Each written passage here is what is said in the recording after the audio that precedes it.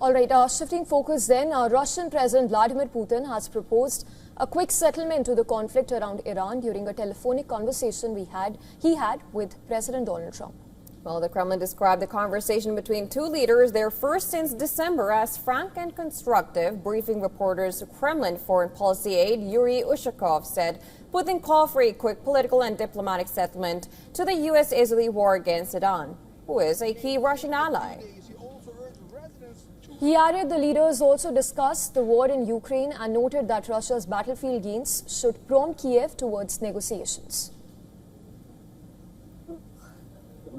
The Russian president set out a number of considerations aimed at the swift political and diplomatic settlement of the Iran conflict, taking into account the contacts held with leaders of the Persian Gulf states, with Iran's President Pezeshkian, and with the heads of several other countries. In turn, the U.S. president gave his assessment of developments in the context of the ongoing U.S.-Israeli operation.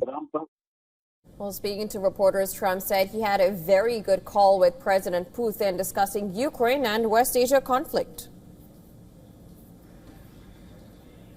Can you tell us more about your call with Russian President Vladimir Putin today? Yes. What did you discuss? Yes, I had a very good call with President Putin. We had a lot of people on the line from our side, from his side. We were talking about Ukraine, which is just a never-ending fight. And look, there's tremendous hatred between President Putin and President Zelensky. They can't seem to get it together. But I think it was a positive call on that subject. And we obviously talked then about the Middle East. And he wants to be helpful. I said, you could be more helpful by getting the Ukraine-Russia war over with. That would be more helpful. But we had a very good talk, and he wants to be very constructive. Yeah, please.